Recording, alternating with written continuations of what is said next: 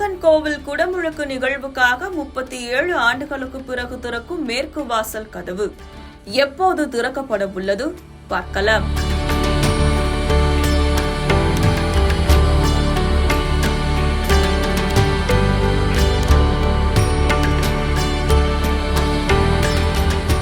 முருகப்பெருமானின் அறுபடை வீடுகளில் இரண்டாவதான திருச்செந்தூர் சுப்பிரமணிய சுவாமி திருக்கோவில் மற்ற 5 படை வீடுகளைப் போலன்றி கடலோரத்தில் அமைந்திருப்பது இதன் தனி சிறப்பாகும்.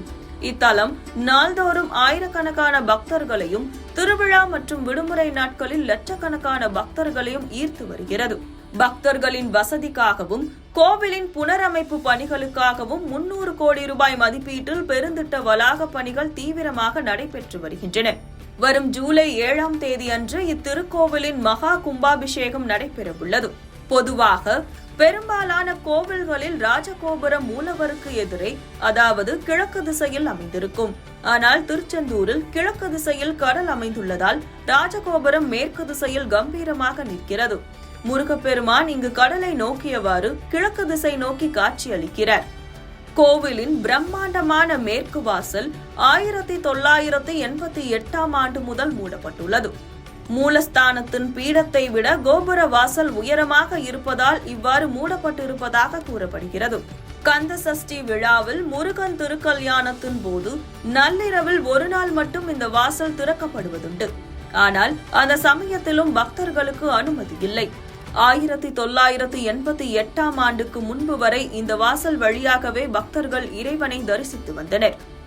சுமார் 30 அடி உயரம் கொண்ட இந்த மேற்கு வாசல் கதவுகள் இந்த குடமுழுக்கு விழாவிற்காக முழுமையாக புதுப்பிக்கப்பட்டுள்ளன. சுற்றியுள்ள சுவர்களும் சீரமைக்கப்பட்டுள்ளன. மரத்தாலான இந்த கதவுகளில் எவரும் ஏற முடியாத வண்ணம் கூர்மையான இரும்பு தகடுகள் பொருத்தப்பட்டுள்ளன.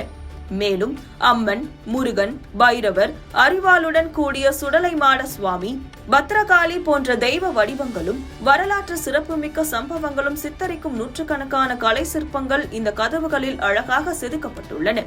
37 வருடங்களுக்கு பிறகு நடைபெறும் இந்த குடமுழுக்கு விழாவிற்காக மேற்கு வாசல் திறக்கப்பட உள்ளது.